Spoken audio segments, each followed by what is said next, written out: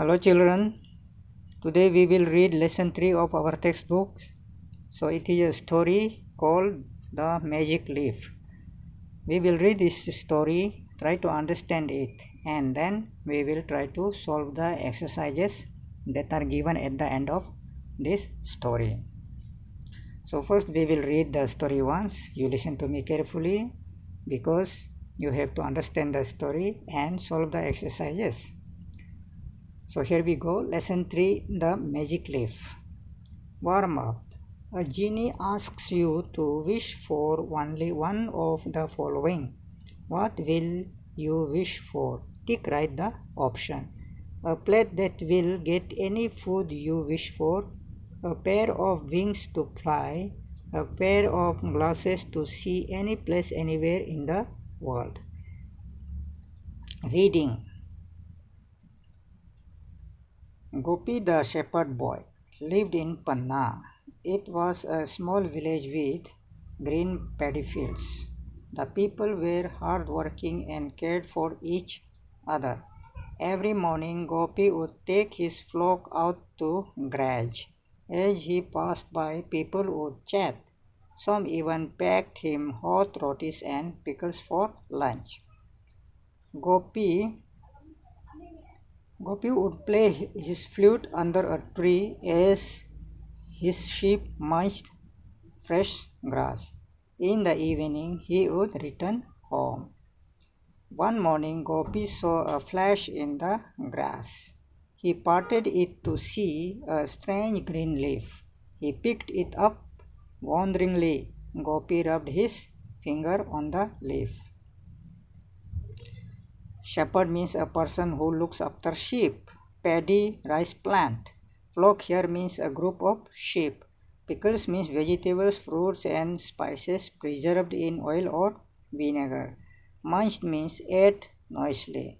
Parted means separated. Wonderingly means here surprisingly.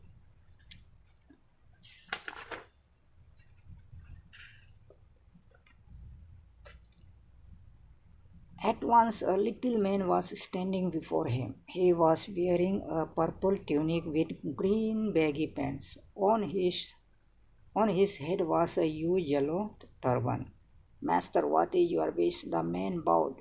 My wish. But who are you? I am the genie of the magic leaf. Whoever holds the leaf, I fulfill their wishes. There is nothing I want, said a surprised Gopi. Master, then I will go back into the leaf. Just rub the leaf when you need me. And the genie vanished. Gopi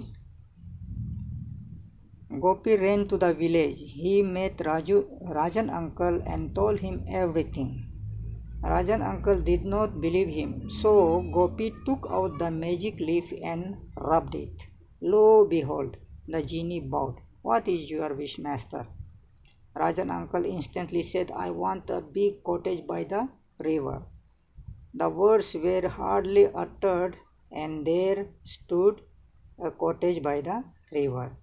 Rajan uncle laughed and ran towards it. So before completing this page, let us read the meaning of the new words. Tunic means a long and loose piece of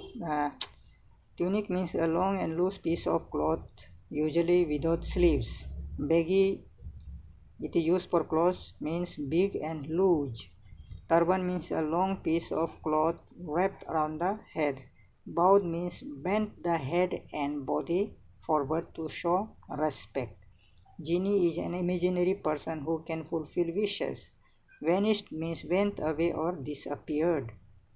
Lo and behold means words used to indicate surprise. Instantly means immediately or at once. Hardly uttered means barely said. The other villagers wanted to know what was happening. Gopi explained them. Soon the villagers were wishing for houses, cows, gold, even pots of laddus. And everything appeared out of thin air. The villagers were so excited that they ran about shouting out their wishes. Only Gopi stood silently, looking around himself. He didn't like what he saw. People were busy showing off their new things. Each one boasted that his was the best, and fights broke out among those who had been such good friends. Panna had turned into a helter-skelter village with selfish, quarrelsome people. Gopi blamed himself. He wished Panna would be the happy place it had been. For only love and care can make people happy, not riches. But how? He racked his brain. Suddenly he remembered. He had not wished for anything till now. He rubbed the leaf. The genie appeared. Take away all that the villagers had wished for. Let Panna go back to what it had been before. In the blink of an eye, every wish, house, cow, and pot of gold vanished. Panna was once again a quite beautiful village. The villagers forgot about their wishes and went back to being as caring and kind as before. Gopi flung the magic leaf as far as he could into the river. So, appeared out of thin air means was there suddenly appeared. Boasted means talked with pride because they had something to show off. Boasted means बहुत घमंड से बात करना या कुछ करना. Helter skelter means here disturbed, confused. Racked here means try to think hard, दिमाग में जोर लगाकर सोचने की कोशिश करना. In the blink of an eye means suddenly, in that very moment, suddenly. So now let us go back. So the magic leaf means एक ऐसा पत्ता जिसमें जादू है, एक पत्ता जिसके अंदर जादुई शक्ति है. तो ऐसा पत्ता के बारे में है ये जो कहानी. तो सबसे पहले वार्म अप सेक्शन में क्या बोला है कि तुम्हारे सामने में अचानक एक जीनी प्रकट हो जाता है और वो बोलता है मेरे पास 3 विश है लेकिन तुम उसमें से एक चीज़ मांगना है. तुमको एक चीज़ तुम मांग सकते हो, एक प्लेट, एक जादू वाला प्लेट, या एक जादू वाला पंख, या एक जादू वाला चश्मा. तो इसमें से अगर तुम्हारे सामने में जीनी प्रकट हो जाता है और इन तीनों में से किसी एक को मांगने के लिए बोलता है तो तुम किस चीज़ को तुम मांगोगे? A plate that will get any food you wish for. तो ऐसा एक प्लेट जो तुम जो भी मांगोगे वो खाना मिल जाएगा, वो प्लेट चाहते हो? या ऐसा एक पंख जिसे तुम कहीं भी उड़ सकते हो, या ऐसा एक चश्मा जिसे तुम लगाने के बाद में दुनिया का कोई भी जगह को तुम देख सकता है? तो इसमें से तुमको एक चूज़ करना है. तो समझ लो मैंने इस पंख को चूज़ किया, पंख लगा के कहीं भी उड़ सकने को. तो इस प्रकार आप लोगों को करना है. तो अभी रीडिंग सेक्शन में आते हैं. Gopi the shepherd boy lived in Panna. It was a small village with green paddy fields. The people were hardworking and cared for each other. Every morning Gopi would take his flock out to graze. As he passed by, people would chat. Some even packed him hot rotis and pickles for lunch. तो एक गांव था जिसका नाम था पन्ना, और उस गांव के चारों ओर हरियाली थी. गांव के चारों तरफ में खेत था जहाँ में धान उगाया जाता था. ऐसा खेत था, मीन्स हरा भरा गांव था. और वहाँ के लोग बहुत मेहनती थे और एक दूसरे को बहुत परवाह करते थे, प्यार करते थे, एक दूसरे के बारे में ध्यान रखते थे. तो हर सुबह उसमें एक लड़का रहता था, गोपी नाम का एक लड़का रहता था जो एक चरावाह था. मतलब कि भेड़ बकरियों को, उसका काम था भेड़ बकरियों को चढ़ाना, तो उसको बोलते हैं शेपर्ड। शेपर्ड जो भेड़ बकरियों का देखभाल करता है, सुबह उसको जंगल ले जाता है, घास चढ़ाता है, फिर शाम को वापस लेके आता है। तो उस गांव में एक लड़का रहता था गोपी, जो एक शेपर्ड था। तो सुबह वो शीप का जो झुंड है उसको घास चढ़ाने ले जाता था। और जब ये लड़का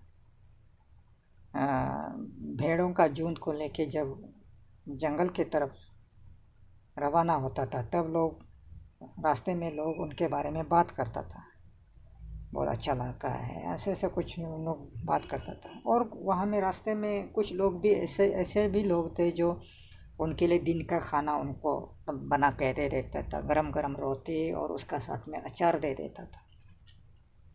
Gopi would play his flute under a tree as his sheep munched fresh grass. In the evening he would return home. तो गोपी दिन भर जंगल में क्या करता था, जिस समय में जो भेड़ है, शीप है, वो घास खा रही होती है, तो उस समय में गोपी अपना बांसुरी निकल के एक पेड़ के नीचे में उसे बजाने लगता था, और फिर जब शाम होता है तब घर वापस आ जाता है। So one morning what happened, Gopi saw a flash in the grass. He parted it to see a strange green leaf. He picked it up wonderingly. Gopi rubbed his finger on the leaf. तो एक सुबह जो हर दिन ऐसा भेड़ों का झुंड लेके निकलता था, तो फिर शाम को आ जाता था। तो एक सुबह क्या होता है कि जब वो जंगल में था, तो कुछ एक चमकने वाला चीज़ दिखाई देता है वहाँ जंगल में। तो उसने घास को हटा के देखा, पार्टे जो घास आता, घास को हटा के देखता है तो एक बहुत अजीब सा एक पत्ता दिखाई देता है, हरा रंग का एक अजीब सा पत्ता दिखाई देता है। तो उसने उस पत्ते को उठाया और आश्चर्यचकित होकर उसने क्या किया, उस पत्ता को अपनी उंगली से रगड़ दिया।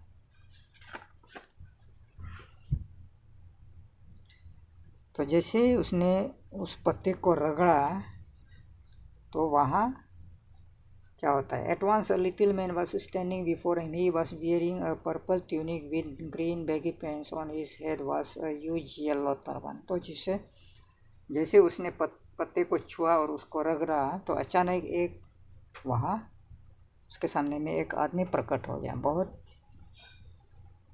छोटा आदमी था, बहुत बड़ा शरीर वाला नहीं था, एक छोटा साइज का एक आदमी उसके सामने प्रकट हो गया। वो पर्पल कलर का ट्यूनिक पहना था। ट्यूनिक आप लोग देखा है यहाँ में, ट्यूनिक जो अभी मैं यहाँ दिखा देता हूँ आप लोगों को पिक्चर में। ये जो कपड़ा है, ये जो स्लीवलेस, इसको बोलते हैं ट्यूनिक लगाया था। और बैगी पैंट्स, बैगी मतलब जो बहुत लूज कपड़ा, ये नीचे का जो पैंट्स है लूज वाला कपड़ा लगाया था। और उसके माथे पर एक बहुत बड़ा ये जो टर्बन, येलो रंग का एक टर्बन लगाया था। Then what happened, master what is your wish, the man बोल। उसने जैसे प्रकट हुआ, उसने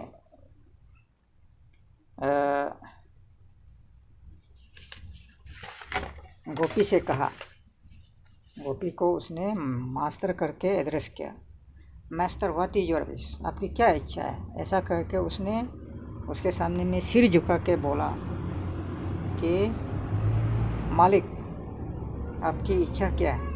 माई wish but who are you, मेरा विश वो कैसे, और तुम कौन हो, मुझे तो कुछ आइडिया नहीं है।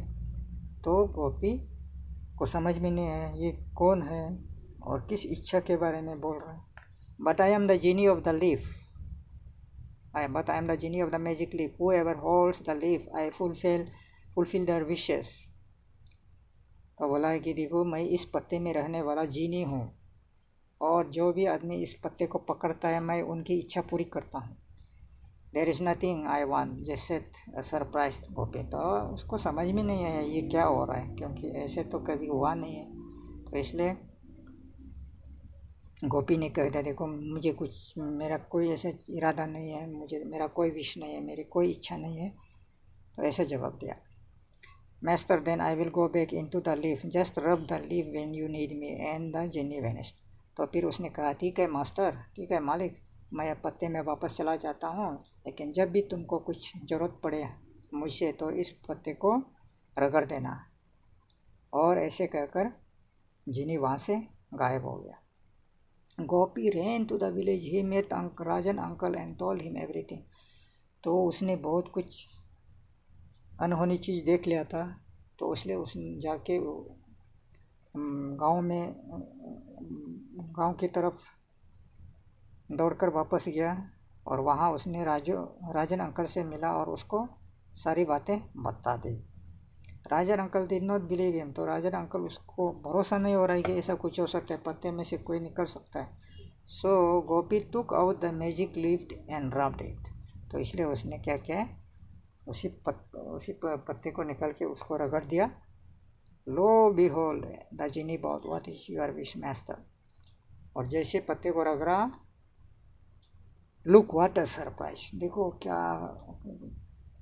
कितने आश्चर्य की बात है कि अचानक फिर से वहाँ जिनी सामने प्रकट हो गया। उसने अपना आदर में सिर झुकाया और बोला, मालिक क्या इच्छा है आपकी। Rajan uncle instantly said, I want a big cottage by the river. तो राजन अंकल तो वो तो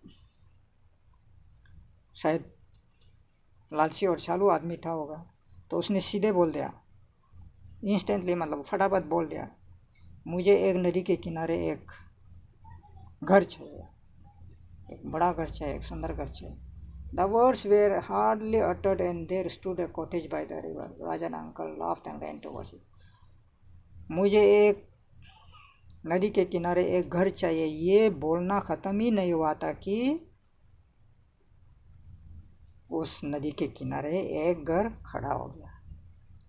बोलना ख़त्म भी नहीं हुआ, इतना कम समय में नदी के किनारे एक घर खड़ा हो गया। तो राजन अंकल बहुत खुश हो गया और हंसते हंसते उस घर की तरफ दौड़ने लगा। The other villagers wanted to know what was happening. Gopi explained to them. तो बाकी जो गांव वाले हैं, पन्ना का जो बाकी लोग हैं, उन लोगों को भी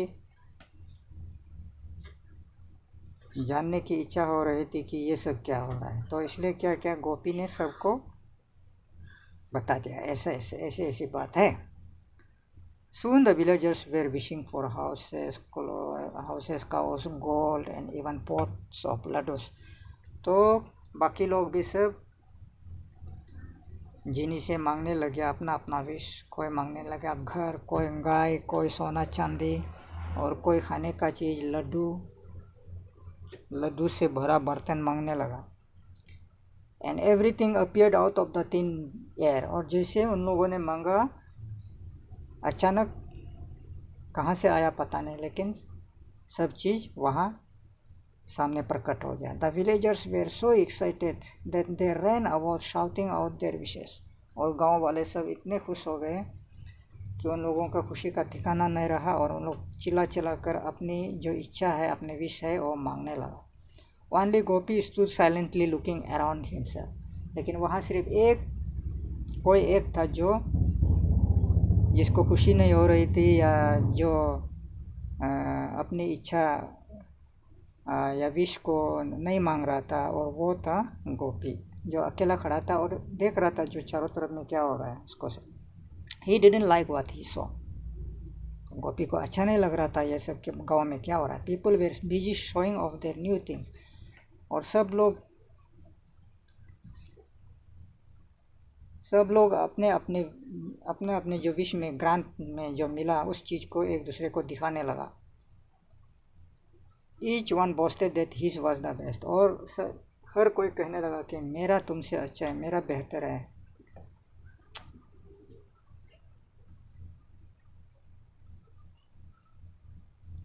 and fight broke out among those who had been such good friends, और इस शोर शराबा में, इस कंपटीशन में वहाँ पर लड़ाई शुरू हो गया। जो कि पहले इतने अच्छे दोस्त थे उनके बीच में लड़ाई शुरू हो गया। Panna had turn into a helter skelter village with selfish quarrelsome people. और पन्ना जो एक पहले वो जो एक बहुत अच्छे लोगों से भरा हुआ एक गांव था, बहुत शांति प्रिय गांव था, अभी वह उधर वो गांव जो एकदम कंफ्यूज्ड और उल्टा पुल्टा गांव बन गया, जिसमें बहुत स्वार्थी और झगड़ालू लोग उभर के सामने आ गए। Gopi blamed himself. He wished Panna would be the happy place it had been, for only love and care can make people happy, not riches. तो गोपी को बहुत पछतावा हुआ, काश वो उस पत्ते को लोगों को नहीं बताता। तो उसकी इच्छा हुई कि हमारा जो गांव है पन्ना वो पहले जैसे हो जाए, क्योंकि जो धन दौलत है वो आदमी, उससे आदमी खुश नहीं होता है, बल्कि जो आपस में जो प्यार है, जो एक दूसरे के लिए जो केयरिंग एटीट्यूड है, उससे जो ये आदमी खुश रह सकता है। But how he racked his brain, लेकिन कैसे मैं अभी इस गांव को पहले जैसे बनाऊं। उसने ही रेक्ट हिज ब्रेन का मतलब वो दिमाग पर जोर डालकर सोचने लगा। Suddenly he remembered he had not wished for anything till now. तो उसे अचानक याद आया कि जीनी से उसने अभी तक कुछ नहीं मांगा। He rubbed the leaf, the genie appeared, take away all that the villagers had wished for, let Panna go back to what it had been before. तो उसने जैसे याद आया कि मैंने अभी तक जीनी से कुछ नहीं मांगा है, उसने उस पत्ते को निकाला और उसको रगड़ दिया। जीनी सामने में प्रकट हो गया। तो गोपी ने कहा, तुमने अभी तक जितने गांव वालों को उनकी इच्छा पूर्ति की है, जितना दिया है, सबको वापस ले लो और पन्ना को पहले की स्थिति में वापस लेके आ जाओ। तो जीनी को ऑर्डर देता है। In the blink of an eye, अचानक सडनली, पलक झपकते ही, every wish, house, cow and pot of gold vanished. जितना भी जीनी ने गांव वालों को दिया था, गाय, बकरी, घर, सोना चांदी, खाने का चीज़, सब गायब हो गया। Panna was once again a quite beautiful village, और पन्ना पहले की तरह बहुत शांतिपूर्ण और सुंदर गांव बन गया। The villagers forgot about their wishes and went back to being as caring and kind as before. और अपने अपने जो इच्छाएं उन्होंने मांगा था उसके बारे में भूल गया गांव वाले, और फिर से वो एक दूसरे के लिए एक दूसरे के बारे में सोचने वाले और अच्छे लोग बन गए। Gopi flung the magic leaf as far as he could into the river, और गोपी ने उस जादुई पत्ते को बहुत दूर एक नदी में फेंक दिया। So now let us see how far we have understood the story. So we are now entering the exercises section. So first one, comprehension. Exercise A, number the sentences in the correct sequence as they happened in the story. तो इसमें 8 sentences है, इस 8 sentences को हम लोग ये उल्टा पुल्टा रखा है। This is not in the order of the story, not in the sequence. We have to arrange them in the sequence as they happened in the story.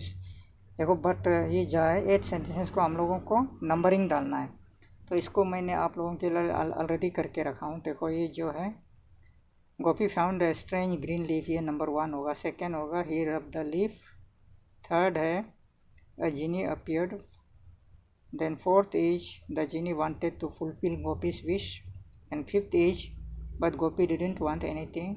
Sixth is Gopi showed Rajan uncle the leaf, and seventh, Rajan uncle wished for a cottage, and eighth is the genie granted him a cottage. Then next is answer question section. So this I will do it for you and send you in your WhatsApp group in the form of notes. Then you should think and answer under this. Number one, we need not do it. Number two, you see these are some characters from some fairy tales. Snow White and Seven Dwarfs, Rapunzel, Cinderella, Rumpelstiltskin, Alice in Wonderland, and here these characters are given, and exactly I have no idea who they are. So you are the children, you better know the story of children. So you go through this story and match the name of the characters with the pictures given here. In the vocabulary section, let us see, read the sentences. There is nothing I once said, surprised Gopi. The villagers were excited. You see here words like excited and surprised, they are called words of feelings. They show feelings. Exercise A. Read the sentences below. Can you say what these people are feeling? Choose the words from the box. So the words given in the box are upset, happy, delighted, thrilled, and angry. You see, I was gifted a puppy. So when you are gifted a puppy, how you will feel? So I was happy. Then Smita came first in the race. She was, तो competition जो running race में जीता है तो कैसा feeling होगा? So she is thrilled. Yash quarrel with his best friend. अपने दोस्त के साथ लड़ाई किया तो कैसा फीलिंग होगा? He is angry. Then the children are going on a picnic. They are delighted. She scolded me though it was not my fault. मेरी कोई गलती नहीं थी फिर भी मुझे गाली दिया तो कैसा होगा? I am upset. Then next, antonyms and synonyms. I have already told you about this, so I will not go through the explanation. Let us directly go into the exercise and try to solve it. Exercise B. Each word given below is followed by an antonym and a synonym. Circle the antonyms and underline the synonyms. So here 3 words are given, and there one of the words in front of them is the synonym and the other is an antonym. So what you have to do, you have to circle the antonym and underline the synonym. So tasty, what is the synonym of tasty? Delicious. Delicious. So we have underlined it, and the antonym is inedible. So EG, difficult is the antonym and simple is EG. So we have circled difficult and underlined simple. Then huge means gigantic. Gigantic means big. So we have underlined it and we have circled the antonym. Now making antonyms. How we make antonyms? Antonyms of words can be made by adding an or this and in before the words. You see, happy, we have put unhappy to make it antonym of happy. Respect, disrespect. Complete, incomplete. So like this we can make the antonyms of a word. Now this is the exercise. Make antonyms of the following words by using an or this or in. Put them in the correct columns. You see, here are some words given. We have to make their antonyms using an or this or in. You see, first word in this column, it is the prefix an, here it is prefix this, and here it is prefix in. So our first word is able. So what will be the opposite of able? It will be unable. So we'll write under the prefix unable. Then visible, it will become invisible. So we will write it under in prefix.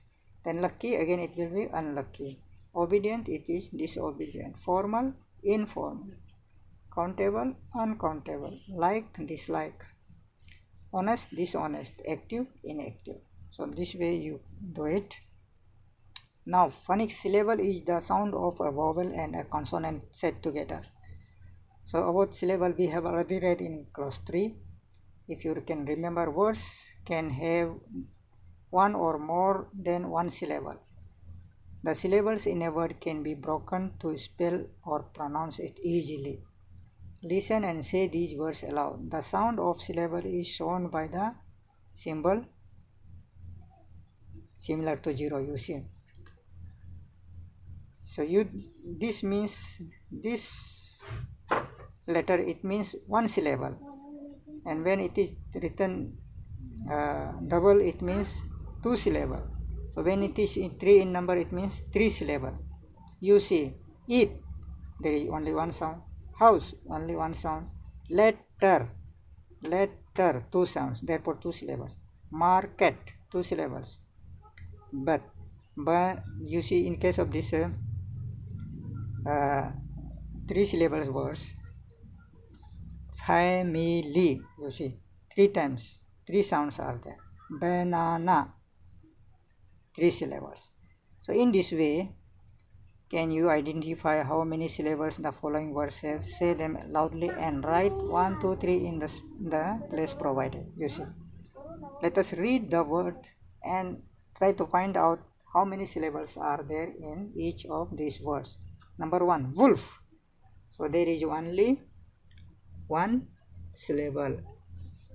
Then B, elephant.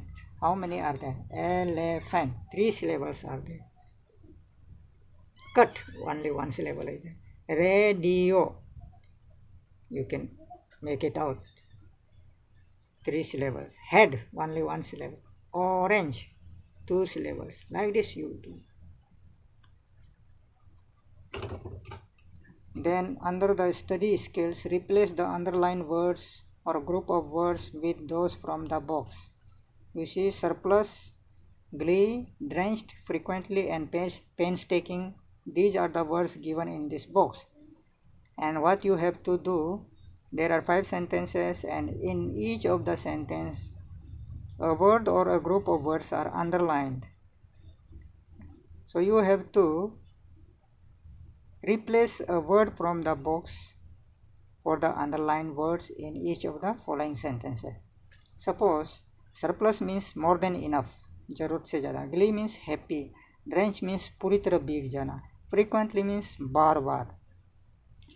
And painstaking means बहुत careful, जो जिस चीज़ को हम लोग बहुत carefully समय लगा के करता है, केयरफुली, दैट इज कॉल्ड पेनस्टेकिंग. सो अभी हम लोग को यहाँ से आइडिया मिलेगा. रजत मिसेस स्कूल ऑफन, तो ये ऑफन के लिए हम लोग को यहाँ से एक वर्ड लगाना है. तो इसके लिए क्या आएगा होगा, इसके लिए आएगा फ्रीक्वेंटली. तो हम लोग नंबर, ये जो फ्रीक्वेंटली इसमें हम लोग नंबर 1 लिख देगा, ताकि बाद में आप लोग सेंटेंस बनाते समय इसको चेंज कर दो.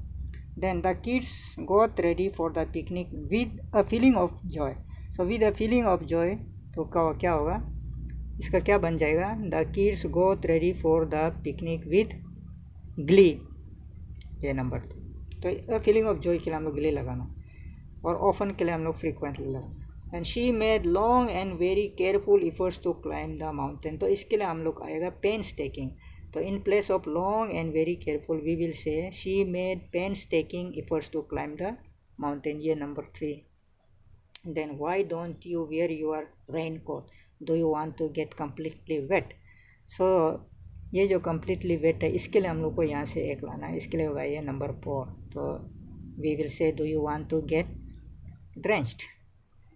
Then number 5, please don't buy pens and copies. We have more stationery than what is needed. तो ये जो more than what is needed, इसके लिए यहाँ से एक जो बोला ज़रूरत से ज़्यादा, मैंने क्या कहा था, सरप्लस है, 5 नंबर सरप्लस. तो इसको अभी हम लोग लिखने से कैसा होगा, please don't buy pens and copies, we have surplus stationery. तब यहाँ तक रुक जाए. तो इसका लिखा हुआ मैं आप लोगों को भेज दूँगा. Then in the grammar, personal pronouns, you see personal pronouns, about the pronouns, types of pronouns I have told you in detail. So if you don't understand, you go back to the video where I have taught you about the pronouns and their kinds. So we have talked about the personal pronouns. Again, I will not go into detail. So we will try to solve the exercises. 1. Replace the underlined nouns with correct personal pronouns and rewrite the sentence. You see, number 1, Sujata loves reading books. So for Sujata, what pronoun we will use, that you have to write here. So Sujata, here it is used. Sujata is the subject here. So in personal pronouns, the pronouns used as subjects in a sentence, so they are called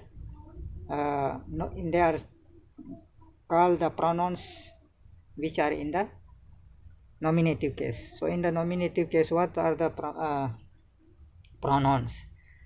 So pronouns here, Sujata is third person singular feminine. Sujata is a girl. So for that, we will use she. Then the sentence will become, she loves reading books. Then the newspaper is on the table. Again, newspaper is in the third person singular for neuter gender. So for neuter gender, third person singular, what is the pronoun? It. So the sentence will become, it is on the table. Then the teacher told Soham to write neatly. You see, teacher is subject here and Soham is the object. So the pronouns used in the objective case, they are called object pronouns. So what are the pronouns in the objective case?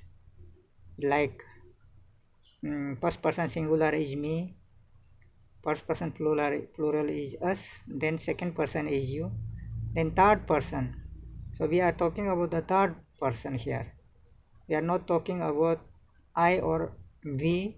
We are talking about we are not talking about even second person. We are talking about the third person. किसी third person के बारे में, सोहम के बारे में बोल रहा है. So that इसके लिए तो ये ऑब्जेक्ट के लिए यूज़ हुआ है. तो इसमें हम लोगों को ऑब्जेक्टिव केस वाला प्रोनाउन को लगाना पड़ेगा. तो थर्ड पर्सन, सोहम एक लड़का है, तो थर्ड पर्सन के लिए क्या हो जाएगा? थर्ड पर्सन ऑब्जेक्टिव केस में क्या होगा? सब्जेक्ट में क्या होता है? ही होता है. ही से क्या होगा? हिम. तो यहाँ में आ जाएगा him. The teacher told him to write neatly. इस प्रकार Madhav comes to school on his bicycle. तो माधव अभी यहाँ में तो थर्ड पर्सन है. माधव थर्ड पर्सन है. मैं या हम या तुम नहीं बोल रहा है, तो ये थर्ड पर्सन हम लोग. थर्ड पर्सन माधव एक लड़का है, तो उसके लिए यहाँ में सब्जेक्ट के लिए यूज़ है. तो क्या होगा उसके लिए? He comes to school on his bicycle. I celebrated my birthday with my friends. तो यहाँ में सब्जेक्ट तो I है, तो यहाँ में my friends लोग ऑब्जेक्ट है. सेलिब्रेटेड माई बर्थडे, ये भी ऑब्जेक्ट है, और ये इसका जो इनडायरेक्ट ऑब्जेक्ट है माई फ्रेंड्स. तो माई फ्रेंड्स तो थर्ड पर्सन हो गया. थर्ड पर्सन प्लूरल है और यहाँ में ऑब्जेक्ट के लिए यूज़ किया है. तो कौन सा आएगा? तो थर्ड पर्सन सब्जेक्ट होने से क्या होता है? दे से क्या होता है? Them. I celebrated my birthday with them, my friends के साथ. मैंने dad gave my brother and me. तो डैड यहाँ सब्जेक्ट है, दिया वाला ये वर्ब है, तो इसका ऑब्जेक्ट हो गया माई ब्रदर एंड मी. तो माई ब्रदर एंड मी के लिए ये फर्स्ट पर्सन आ रहा है. तो हाँ, मैं और मेरा साथ में मेरा भाई है, तो ये प्लूरल हो गया है. तो डैड गेव, तो प्लूरल में मी का प्लूरल फॉर्म क्या हो जाएगा? अस. ऐसा करना है आप लोगों को. तो सेंटेंस आप लोगों को पहले ये ओरिजिनल सेंटेंस लिखना है, उसके बाद में फिर प्रोनाउन डाल के लिखना है. इस प्रकार आप लोगों को लिखना है. Next is reflexive sentences. Reflexive pronouns. Reflexive pronouns क्या है आप लोगों को पता है, या पूरा देखो मैंने बताया. तो रेफ्लेक्सिव प्रोनाउंस लेके हम लोग अभी इस एक्सरसाइज को करेंगे. He will complete the work he say क्या होगा, हिमसेल्फ होगा ना माई सेल्फ होगा, तो ही से हिमसेल्फ ही होगा। Then they are dressing themselves, they say themselves होगा।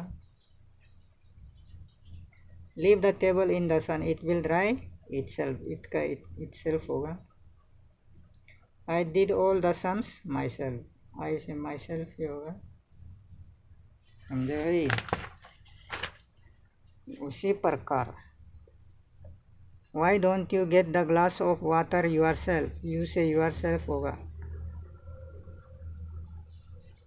We painted the house ourself, I thoroughly enjoyed my self, she cleans the garden her self. अभी लिसनिंग में कुछ करना नहीं है, ये इधर में भी करने के लिए नहीं है। तो ये जो सेक्शन है इसको आप लोग को, यहाँ में कम जगह है इसलिए इसको मैं आप लोगों को एक सैम्पल भेज दूंगा, उसको बेस करके आप लोग अपना खुद लिखो। वर्ड्स में देखो, tick right the correct answers, you may choose more than one option. Gopi throws the magic leaf in the river because it made people wish for the wrong things, ये राइट है। Took away the peace of the village, तो village के शांति को ख़त्म कर देता है, ये भी ठीक है। Did not have the genie in it, ये गलत है। Was no longer magic leaf, ये भी गलत है। तो इस प्रकार लेसन 3 ख़त्म होता है।